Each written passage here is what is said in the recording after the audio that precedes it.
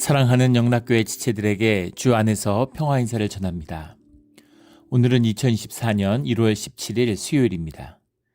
오늘의 묵상 본문은 사도행전 22장 1절로 30절까지의 말씀입니다. 오늘 본문 말씀 22장 1절부터의 말씀은 이렇게 시작합니다. 부형들아, 내가 지금 여러분 앞에서 변명하는 말을 들으라. 그들이 그가 히브리 말로 말함을 듣고 더욱 조용한지라. 이 소란 가운데에서 지금 그 로마 군인들에게 끌려가고 있는데 거기서 일어나서 다시 어떤 폭도들이죠. 광란의 군중들 앞에 서서 이 말씀을 이제 전하기 시작하는 겁니다. 히브리 말로 말함을 듣고 그들이 조용한지라. 히브리 말로라고 되어 있는데 정확히 얘기하면 에브라이디라는 말인데 히브리의 방언이죠. 아람 말로 얘기했다는 겁니다. 근데 이 시대에는 유대인들 중에서 사실은 히브리 말을 하는 사람은 거의 없고 아람어를 하는 사람도 많지 않았다고 그래요. 예루살렘에는. 나사렛 지역 이런 데서는 다 아람어를 썼겠지만은 그 역사적 기록에 보면 그 알렉산드리아 필로라고 하는 이 시대의 가장 유명한 유대인 학자가 있습니다. 모세 오경에 대한 주석으로 유명한 사람이죠. 그 필로도 히브리어를 몰랐다고 그래요. 히브리어로 된 성경을 이 구약을 읽지 못했다는 겁니다. 그래서 그 70인역이라고 하는 헬라어로 된 번역을 읽는 것이죠. 그런 시대였으니까. 근데 아람어로 이렇게 말을 하니까 사람들이 친근함을 느꼈겠죠. 무슨 말인가? 저 사람이 아람어를 하네? 당연히 헬라어로 할 줄 알았는데 아람어로 하는 것 자체도 아마 친밀감을 느끼고 무슨 소리를 하려고 그러나 하고 귀를 기울였겠죠. 3절에 나는 유대인으로 길르기아 다수에서 났고 이성에서 자라 가말리알 문화에서 우리 조상들의 율법을 엄한 교훈을 받았고 랍비로 교육을 받은 것이죠. 다수에서 태어났지만 예루살렘에서도 교육을 받은 것입니다. 가말리알 문화에서 가말리엘이라고 하는 사람이 이제 힐렐의 수제자로 알려져 있죠. 가말리엘 스쿨이라고 불리는 그 유대의 기록에 보면 랍반이라고 하는 우리들의 랍비라는 뜻이라고 그래요. 랍반이라는 그 호칭을 받은 그 가장 명예로운 호칭이죠. 우리들의 스승 이런 겁니다. 그 조선시대 퇴계 이황, 유황 이런 이황 이제 이런 것이죠. 그런 이렇게 존경을 받았던 그런 가말리엘 그럼 다 아는 거죠. 가말리엘 문화에서 공부했다 이러면 더 뭐라 말할 게 없는 정통 유대 교육을 받았다 이렇게 얘기할 수 있을 겁니다. 그래서 우리 조상들의 율법에 엄한 교훈을 받았고 오늘 너희 모든 사람처럼 하나님께 대해 열심히 있는 자라 얘기하는 거죠. 전형적인 유대식 자기소개입니다. 태생을 얘기하고 성장을 얘기하고 과정을 누구에게 교육받았는가라는 것을 이제 밝히고 있는 것이죠. 내가 이 돌을 박해하여 사람을 죽이기까지 하고 남녀를 결박하여 옥에 넘겼노니 이에 대제사장과 모든 장로들이 내 증인이라.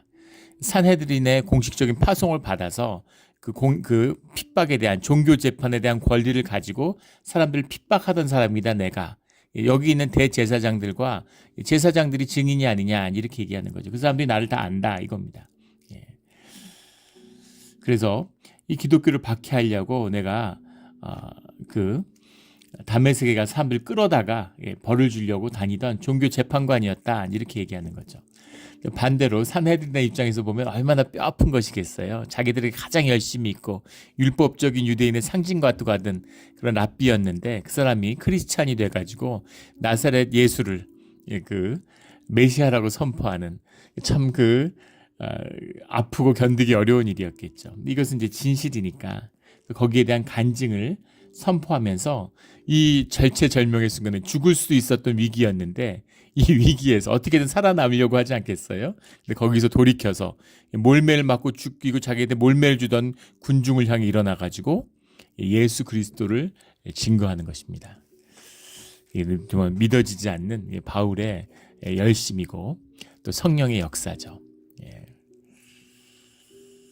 이들을 설득하려고 하는 것도 아니고 이들에게 동의를 구하는 것도 아니죠. 말씀은 선포되는 거예요. 예수 그리스도가 메시아라고 하는 예수님이 구약이 증거하는 그리스도 이 땅에 오신 하나님이라는 사실을 선포하는 것이죠. 그래서 그걸 믿고 안 믿고는 성령의 역사 가운데 이루어지는 일일 뿐입니다. 그래서 나는 주님이 말씀하신 그 말씀을 선포하는 것이죠. 그 말씀을 전하는 거예요. 예. 그 말씀을 선포함으로.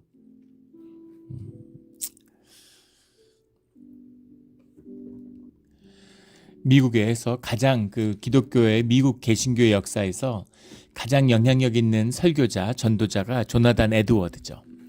조나단 에드워드의 이제 설교집이 남아 있고 그것이 미국의 기독교의 영성에 큰 영향을 미쳤습니다.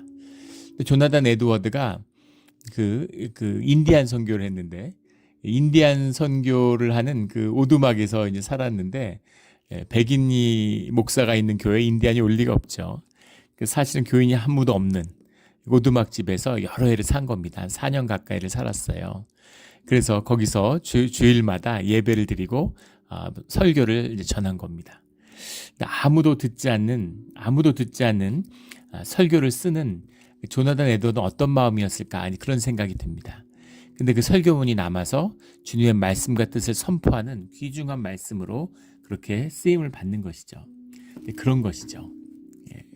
누구 들으라고 뭐 말씀 좋다 뭐 이런 얘기 들으려고 그러는 게 아니죠. 설교가 아니라 그 안에 계시적으로 담긴 하나님의 뜻을 선포하는 것뿐입니다. 그 말씀을 선포하고 그것이 이 사도행전에 기록되어서 성경의 일부가 되어서 오늘 우리도 읽고 있잖아요. 이것이 주님의 말씀이 선포되고 증거되는 방법입니다.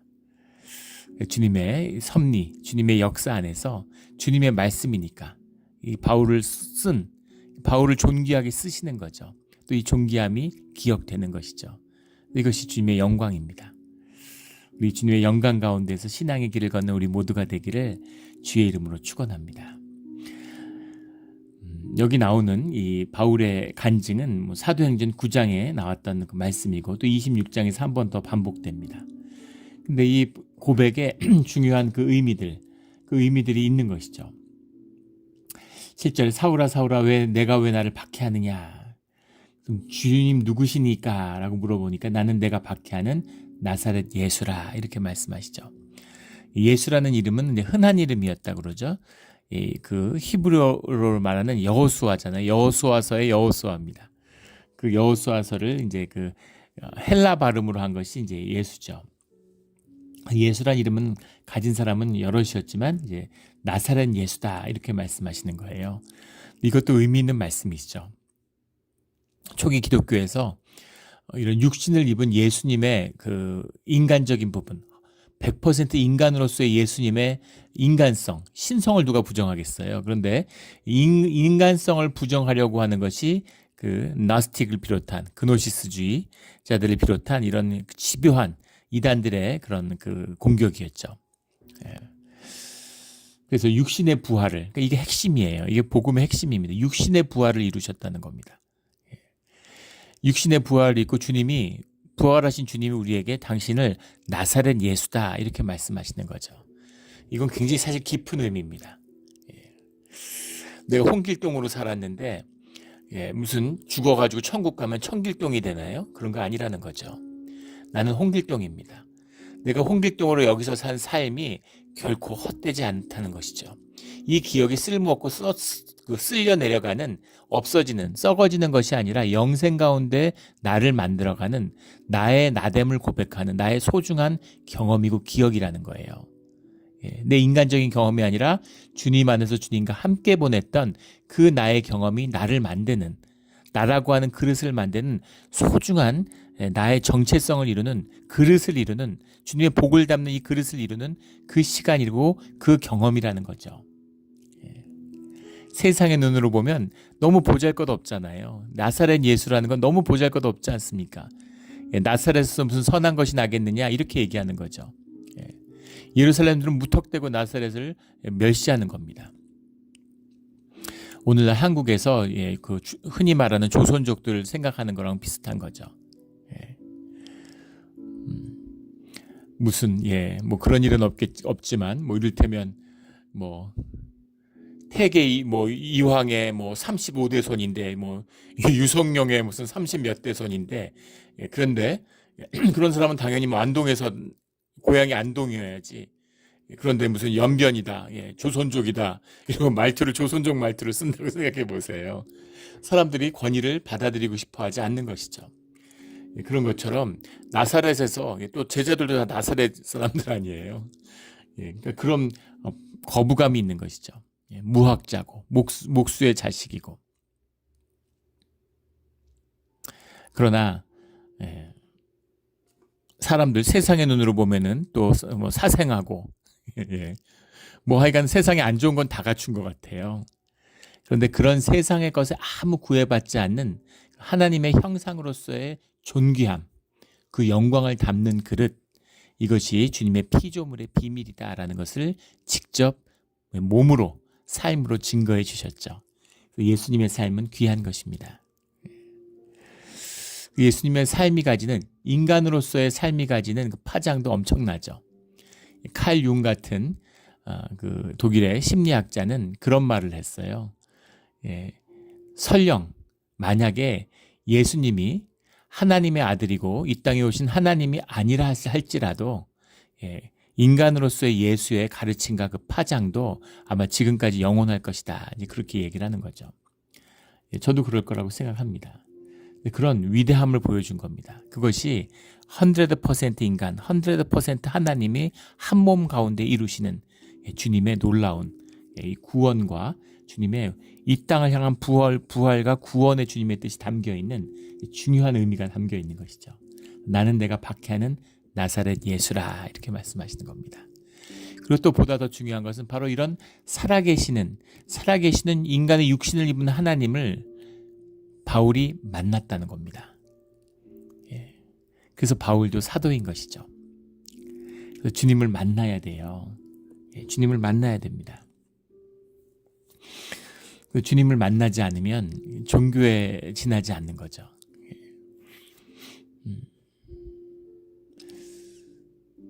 와이프하고 30년을 살았는데 와이프 허리 사이즈 아시나요? 몸무게 아시나요? 알 필요도 없고 알아서는 안 될 수도 있죠. 그런데 부부인데 같이 사는데 그게 뭐가 중요해요? 같이 사는데 부부인데 그런 거죠. 주님의 음성을 듣고 주님의 말씀과 함께 살아가고 있는데 주님을 내가 인격적으로 영접하고 교제하는데 그럼 뭐 다 필요 없는 겁니다. 말씀 가운데 믿음 가운데 자라가는 거죠. 내 삶의 진실 가운데 자라가는 겁니다. 그런데 신학자예요. 신학자는 그런 것이죠. 온갖 걸 공부해요. 뭐 키는 몇이고 뭐 무슨 학교를 나왔고 뭘 좋아하고 뭐 내 와이프에 대해서 온갖 걸 공부하는데 와이프를 만나본 적이 없어요. 살아본 적이 없어. 그 지식이 무슨 의미가 있겠어요? 같이 살아야 의미가 있는 거지. 알아야 그래야 의미가 있는 것이겠죠. 그런 겁니다. 그래서 성경은 공부하는 책이 아니에요. 모더니즘의 영향을 받고 교회가 쇠퇴하니까 성경을 공부하면, 성경에 대한 지식을 쌓으면, 세상에서 지식을 가지고 자기를 높이고 지식으로 뽐내니까 교회 와서도 성경의 지식을 쌓고 뭐 교리적인 걸 쌓아가지고 그걸로 자기의 믿음을 뭔가 믿음 있는 사람인 것처럼 뽐내는 그런 것이 있는 거죠. 그건 기독교의 타락이에요. 중요한 것은 주님과 함께하는 믿음입니다. 그 믿음이 교회를 향한 순종으로 나타나요. 내 의지, 내 에고를 꺾고 주님의 뜻에 순종하는 삶을 살아가는 그것으로 나를 낮추고 겸손하고 사람들을 높이고 보이지 않는 곳에서 주님이 알아주시니까 교회를 섬기는 그것이 참된 믿음이고 주님의 사람의 모습이죠.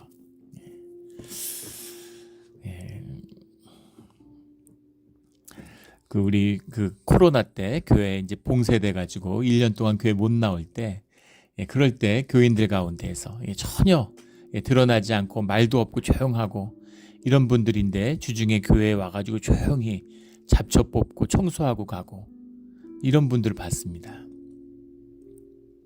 그런 분들 보면서 참 마음이 따뜻해지고 주님이 여기에 교회를 세운 이유가 있구나, 주님의 자녀들이 여기에 있구나 하는 걸 봤어요. 진짜 신기하지 않습니까? 무슨 막 교회 목숨 건 것처럼 막 목소리 크고 나서고 막 그런 분들은 어디로 갔습니까? 다 사라져 버렸어요. 신기한 일이죠. 믿음의 길이 무엇인가 하는 것을 보여주고 있는 것입니다. 주님을 만나야 돼요. 아무 말이 필요 없는 것입니다. 주님을 만나면 그 어떤 조건, 어떤 상황에서도 주님의 길을 열리고 주님을 영접하게 되는 것이죠. 주님을 만나면 거절할 수 있을까요? 주님의 말씀과 초대를 거절할 수 있을까요? 그런 고민 자체가 주님을 못 만나봤다는 그 증거입니다. 주님이 만나주시면, 주님을 만나면 어떤 피조물도 주님을 거부할 수 없어요. 예전에도 여러 몇 번 나눈 적이 있죠. 제가 섬겼던 교회 장로님인데, 어린 시절에 그 부모님이 이혼을 하셔가지고 아버지가 돌아가셨는데, 이혼을 한 건 아니고 아버지가 돌아가셨는데 어머니가 출가를 하셨대요. 그래서 이제 제1교포하고 결혼을 해서 일본에 가서 사셨답니다. 그래서 할아버지 할머니가 당신을 키웠는데 어머니에 대한 기억이 거의 없는 거죠. 갓난아기 때 헤어졌으니까. 근데 어머니에 대한 온갖 나쁜 얘기와 비난을 들으면서 자랐다는 거예요. 인간도 아니다. 자기 새끼를 버렸다 이러면서 할머니 할아버지에게 어머니의 온갖 나쁜 얘기만 듣고 미워해야 될 그런 걸로 듣고 자랐다는 거예요. 그런데 30이 넘어서 장가도 가고 이렇게 살고 있는데 어느 날 아버지가 이제 시집간 그 새 남편도 병으로 죽고 어머니가 이제 한국으로 돌아온 거죠. 30이 넘어서 사실상 어머니를 처음 만난 겁니다. 근데 어머니를 만났는데 어머니를 만나는 순간 알았대요. 한 번도 어머니를 만나고 싶다거나 뭐 어머니가 그립다거나 어머니를 뭐 기억이 없는데 그런 게 전혀 없었는데 어머니를 만나는 순간 깨달았답니다. 장로님이 내가 평생 어머니를 그리워했구나라는 걸 알았대요. 그리고 어머니를 좋아했고 어머니에게 향해 들었던 그 온갖 비난들과 그 강제된 심어놓은 그런 이야기들이 다 사라져 버리더라는 거죠. 아무것도 마음에 남은 것이 없고 그래서 엄마를 만났는데 그렇게 행복하고 기쁘고 좋았다는 거예요. 그런 거죠. 그래서 어머니가 살 곳이 없으니까 어머니 그건 이제 그 장로님 와이프 되시는 권사님의 간증이죠. 고백이에요. 집이 있었는데 집을 팔아가지고 당신들은 전세를 넣고 어머니한테 작은 살 집을 얻어줘야 된다 그러면서 집을 팔았다고. 그래서 권사님에게 또 아픔이 있는 거죠. 이제 그런 겁니다.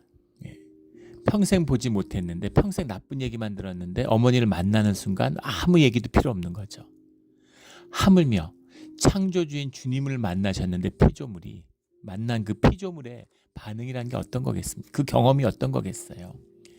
그런 관점에서 봐야 되는 것이죠. 예수 그리스도를 만난 바울의 경험입니다. 그러니까 이거는 말로 표현하지만 말로 표현될 수 없는 것이죠. 말로 할 수 없는 걸 말로 하는 겁니다. 근데 그것을 경험한 사람은 이 의미를 느낄 수 있죠. 그러나 그걸 경험하지 못한 사람들은 도대체 이게 무슨 얘기길래 이걸 성경이 3번씩 반복하나 이제 그렇게 생각하고 왜 이것이 바울의 인생을 바꾸는 그런 새로운 인생의 트랜스포메이션의 중심에 있는가 그것을 이제 이해할 수 없는 것이죠.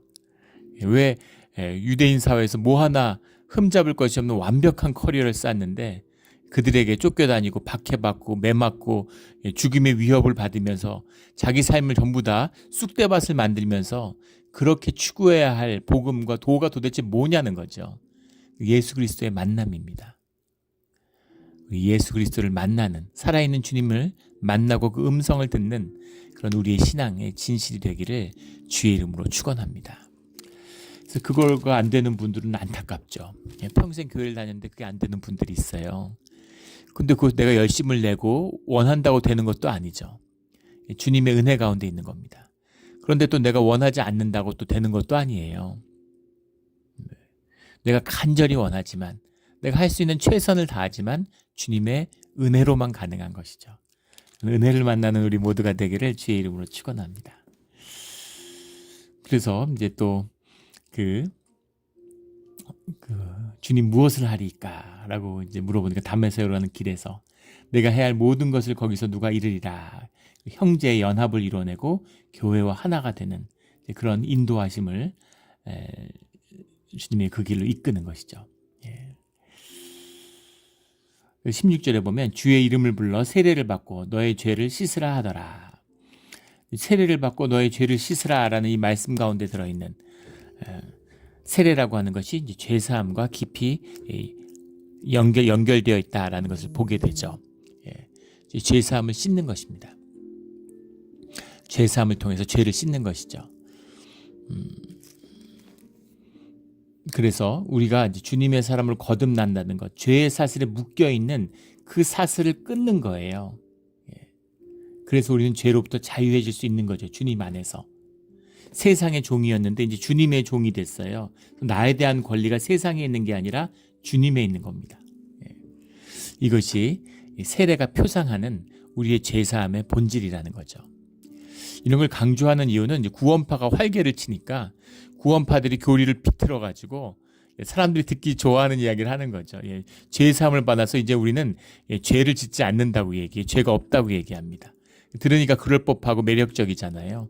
그러니까 기독교가 또 그런 구원파의 교리들이 들어와 가지고 말도 안 되는 그런 뭐 제자 훈련하고 그럴 때 보면 무슨 말도 안 되는 그런 구원파의 교리를 가리키는 데가 많아요. 우리가 주일마다 이제 참회의 기도, 고백의 기도를 드리죠. 매주 드려야 되는 회개의 기도입니다. 이걸 그 예식 가운데 행하는 의미도 그런 게 들어 있어요. 구원파들이 이제 죄를 짓지 않는다 그러면서 온갖 죄와 나쁜 짓을, 악독한 죄를 다 짓잖아요. 그런 것과 같은 것이죠. 우리는 죄를 짓습니다. 그러나 주님이 그 죄를 주님 안에서 용서해 주시는 거죠. 그 주님 앞에 늘 회개로 나가는 거예요. 우리가 죄를 지을 때는 회개해서 주님께 용서를 구한다는 것과 죄의 사슬을 끊는다는 건 다른 이야기죠. 그 묶임은 다른 거예요. 킹덤 오브 갓이라고 하는 영화가 있죠. 예루살렘을 탈환하던 십자군의 얘기인데 예루살렘 지역에 있던 한 성주가 자기의 자식, 자기가 이제 여행을 하다가 만나서 잠깐 사랑을 나눴던 여인이 자기 아들을 낳았다는 사실을 알게 되죠. 그래서 아들을 찾으러 프랑스로 옵니다. 그래서 아들은 대장장이로 일하고 있어요. 그래서 와서 내가 네 아버지다. 내가 너를 데려가야 된다. 이렇게 얘기를 하죠. 그러니까 그 중세의 당연한 의식이죠. 농농고예요. 그러니까 뭐라고 얘기냐면 성주가 나에 대한 권리를 갖고 있어서 내가 가고 싶어도 못 간다고 얘기하는 거예요.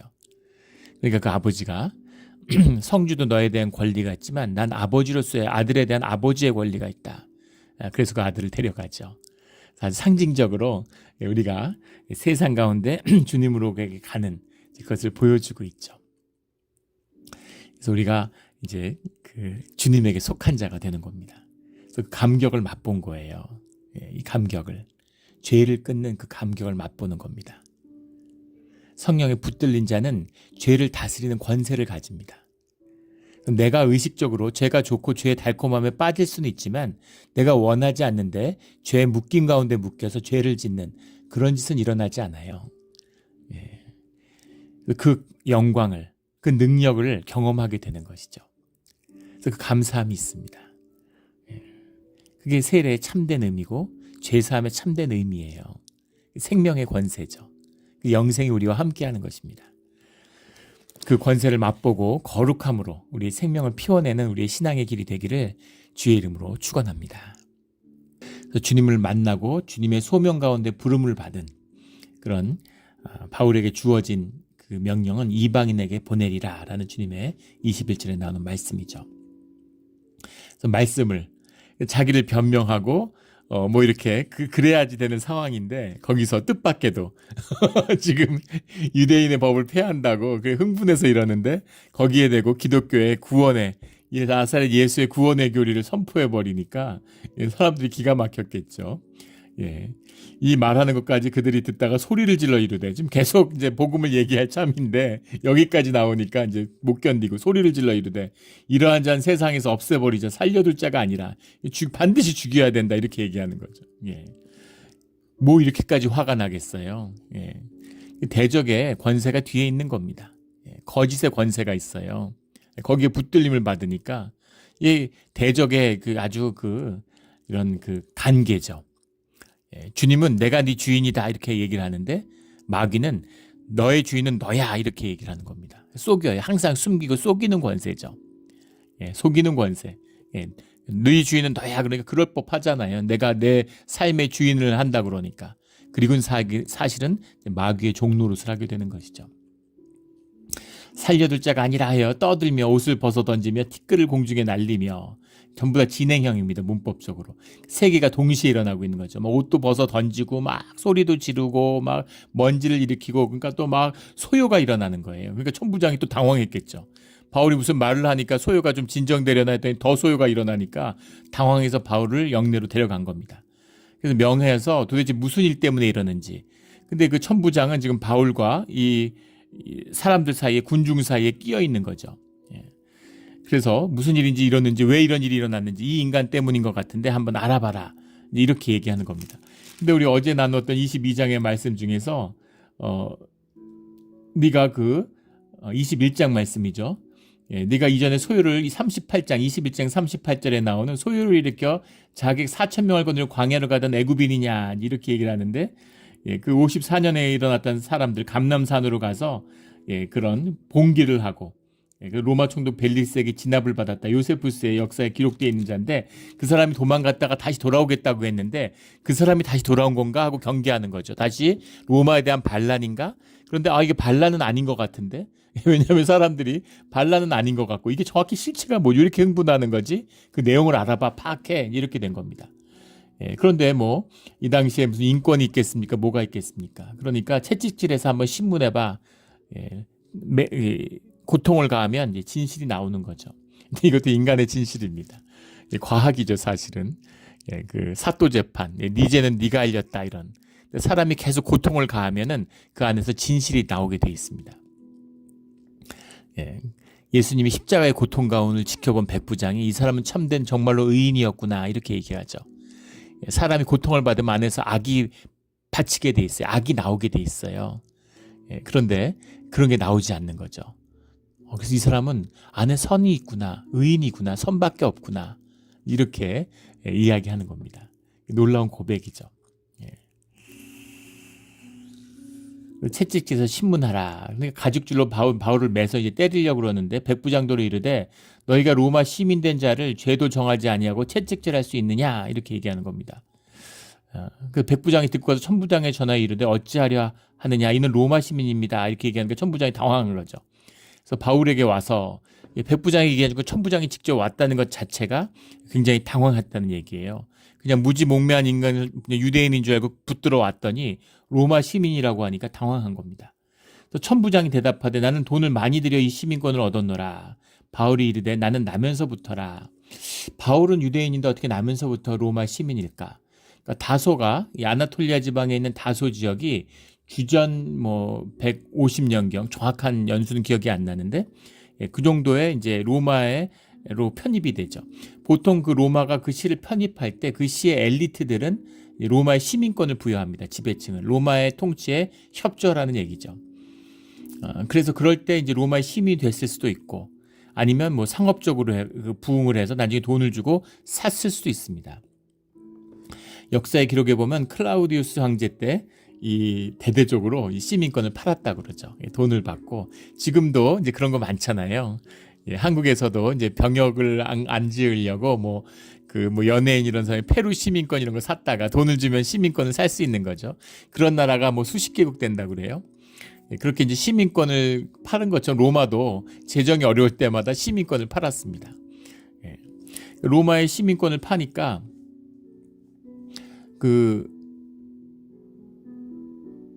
돈 주고 돈 많은 재정적인 이익을 취하는 것이죠.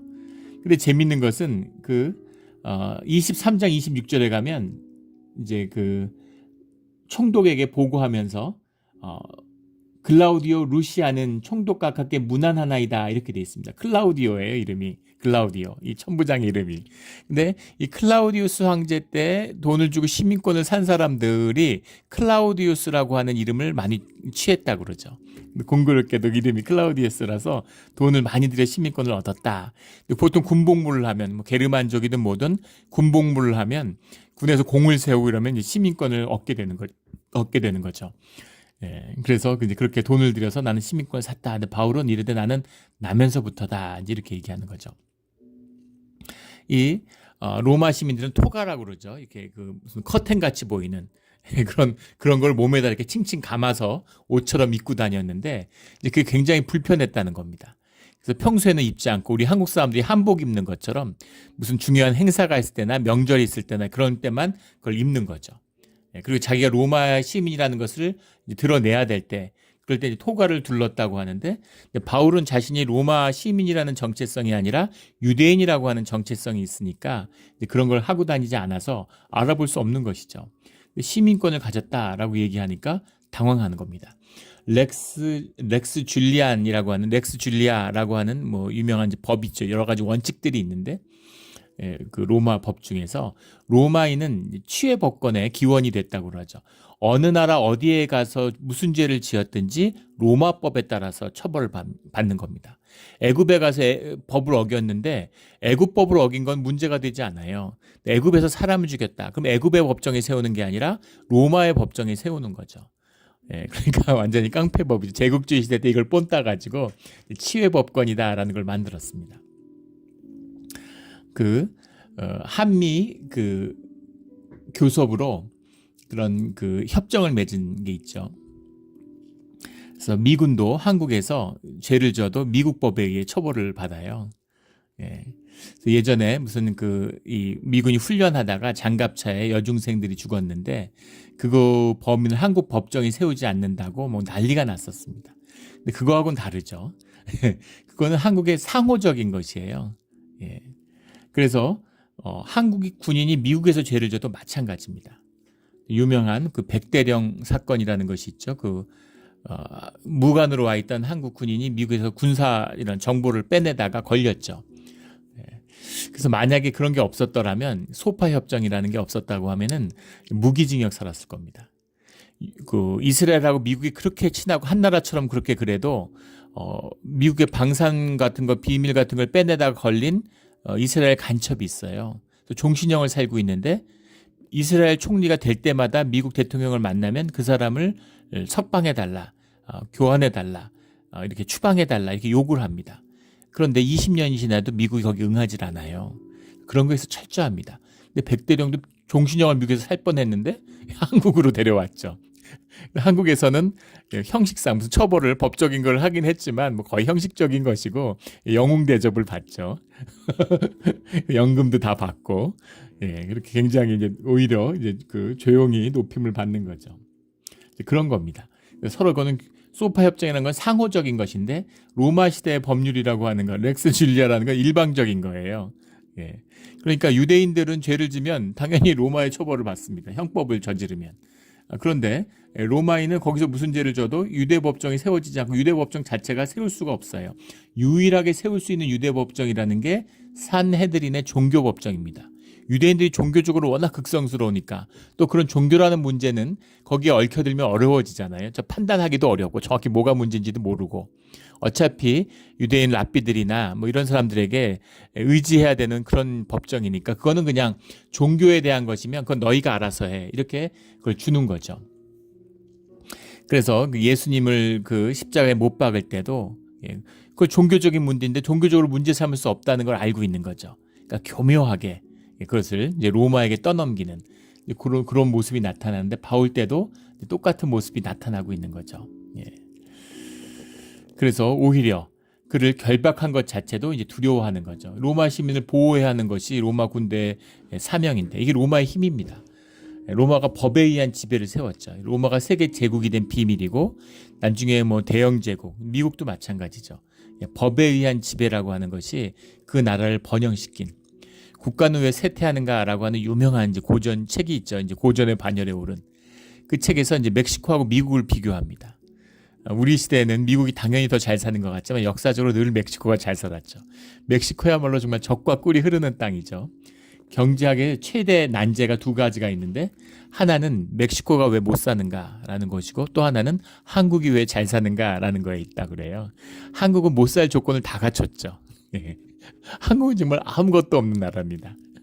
예전에 어떤 집사님이 그런 얘기를 해요. 정말 하나님은 해도 너무하신 것 같다고 정말 천당에 가면 하나님한테 한번 물어보고 싶다고 정말 왜 그러시냐고 어떻게 이럴 수가 있느냐고 한반도는 어떻게 이렇게까지 아무것도 없을 수가 있냐. 예. 어떠한 지하 자원도 없는. 예, 정말 아무것도 없는. 그러면 뭐 농사라도 잘 되든가. 다 산악지대죠. 농사하는 땅도 별로 없어요. 그 인도네시아의 그 무슨 섬입니까? 그 수마트라고 자바 밑에 있는 지금 섬 이름이 기억이 안 나는데 그게 우리나라 그 남한하고 비슷한 크기입니다. 근데 인구가 1억이 넘게 살아요. 예. 정말 예, 삼기작을 하는 1년에 쌀을 3번 수확하고 예, 정말 젖과 꿀이 흐르는 거죠. 온난 다습한 1억 명이 먹고 살아도 아무 문제가 없는 거죠. 근데 한국은 식량 자급률이 20%도 안 되죠. 만약에 식량을 이런 국제 무역이 없었더라면 이런 국제적인 상업 시대가 열리지 않았더라면 지금 대한민국 국민 중에 80%는 굶어 죽어야 되는 겁니다. 그런 척박한 땅이죠. 어떻게 이렇게 없을 수가 있어? 근데 한국이 잘 살잖아요. 이게 신비라는 거죠. 북한까지 사는 게 정상일 것 같은데 근데 남한 같이 이렇게 잘 살 수가 있을까? 무슨 사람들이 똑똑하고 뭐 한민족이 뛰어나고 그럼 북한은 왜 못 살겠어요? 그런 게 아니죠. 신비가 있는 거죠. 멕시코는 다 갖췄죠. 근데 미국 같은 나라는 정말 척박한 땅이잖아요. 아무도 살지 않는 땅. 그런 땅인데 미국에서 그럼 이 풍요함을 신이 축복한 땅이라 그러지 않습니까? 미국은 어떻게 이렇게까지 골고루 복이란 복은 미국에서 다 터지죠. 지금은 또 셰일가스 혁명이 일어나가지고 미국이 원유가 어마어마하죠. 지금 사우디에 한 1.5배 정도를 생산합니다. 근데 그것도 계속 늘어나고 있어요. 항상 이제 석유 다 뽑아냈다 싶으니까 또 셰일에서 나오고 또 추출하는 방법을 바꿔가지고 사상 최대의 그 추출량을 해마다 경신하고 있죠. 또 히토류가 귀하고 막 히토류를 중국이 지배한다 그러니까 히토류도 뭐 미국에 중국 못지않게 많다 그러죠. 또 뭐 수소 시대 수소의 경제를 열어야 된다. 근데 천연 수소도 미국이 제일 많이 가지고 있다 그러고 뭐만 나오면 미국이 제일 많아요. 캘리포니아처럼 다 가졌는데 농사도 잘 됩니다. 세상에 그 1급집부터 5급집까지 농지에 대한 그런 그 수확량, 농지가 얼마나 기름진 건가. 근데 수천 년 동안 농사를 졌기 때문에 이제 1급지는 하나도 없고 잘 돼봐야 뭐 우크라이나, 러시아의 그 미래 평야 이런 것도 다 2급지, 3급지인 거예요. 근데 세계 1급지들이 있는데 그 1급지들은 전부 다 미국에 있습니다. 인디안들이 농사를 짓지 않았기 때문이죠. 미국은 정말 다 갖춘 나라고 축복의 땅이죠. 그래서 문명학자들 중에서는 어떤 나라, 어떤 국가라도 미국 같은 자연 조건과 땅을 가지고 있으면 다 강대국이 되고 잘 살았을 것이다. 이렇게 얘기합니다. 물론 뭐 러시아를 봐도 알 수 있는 것처럼 강대국이 되고 그렇게 될 수 있었겠죠. 그러나 그런 것만 갖고 미국이 역사의 주인공이 되고 세계를 인도하는 패권 국가가 될 수는 없어요. 그 안에 특별한 것이 있습니다. 그 법에 의한 지배라는 것이 있는데 그것도 미국이 이런 강대국이 된 비밀이다라는 것. 그게 국가는 왜 쇠퇴하는가의 핵심 주제입니다. 법에 의한 지배가 없고 멕시코는 중남미 국가들은 세계 다 그렇죠. 그런데 미국은 법에 의한 지배가 있기 때문에 세계를 지배하는 나라가 됐다는 거죠. 대영 제국도 마찬가지입니다. 그런데 거기에 더 깊이 들어가면 그 법에 의한 지배라는 것, 인간이 지배하는 게 아니라 어떻게 법이 사람을 지배할 수 있겠어요? 법을 존중하고 법의 질서 가운데 살아가는 법을 배운 것, 그것을 사람 마음에 심은 것이 기독교의 문명이죠. 그래서 기독교의 문명이 남긴 유산이 굉장히 큰 것입니다. 뭐 그런 얘기를 하려면 끝도 없겠지만은 그래서 지금 천부장이 당황하는 거죠. 그래서 근데 지금 왜 그러면 로마 시민이니까 바울을 편들고 풀어주지 않았을까? 근데 그럴 수가 없는 것이죠. 지금 바울 때문에 흥분해서 사람들이 모여 있는데 그 로마 시민을 보호하지 못해도 천부장에게 책임이 있는 거고 그 죄값을 묻게 되겠죠. 그렇다고 종교적 소요를 방치하고 만약에 소요가 일어났다. 이러면 그 책임도 천부장이 져야 되는 겁니다. 양쪽에 끼어 있는 거죠. 딜레마예요. 이럴 수도 없고 저럴 수도 없고.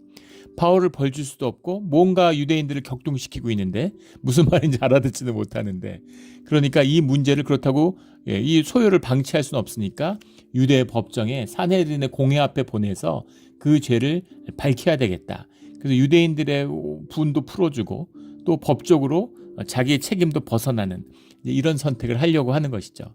이것이 내일 나누게 되는 23장의 말씀입니다. 그런데 내일 말씀 가운데도 나오지만은 주님이 이 바울을 인도해 주셔서 바울 가운데 복음을 분명히 선포하는 겁니다. 산헤드린에 그리고 유대인과 예루살렘에서 이 말씀이 선포되는 것으로 이들의 피와 바울은 아무 상관이 없는 거죠. 이것이 예루살렘의 멸망이 주 70년에 이루어지는 일이지만 저는 영적으로는 이때 결정이 됐다고 봐요. 마지막 기회인 거죠. 그런 분명한 말씀을 한번 선포하는 것이죠. 그래서 주님을 모를 때는 기회가 있는 겁니다. 주님의 이름을 들었는데, 교회를 다니는데, 그런데 복음을 패하고 주님의 길을 거부한다. 이러면 이제 결론이 난 거죠. 그러면 돌이킬 수 없는 것입니다. 이것이 이제 주님이 주시는 은혜예요. 은혜인데 은혜를 보지 못하는 거죠. 오늘 눈이 먼 바울의 이야기처럼 재밌지 않습니까? 하나님을 보게 되니까 눈이 멀어서 세상을 보지 못해요. 근데 선악과를 먹었을 땐 반대였죠.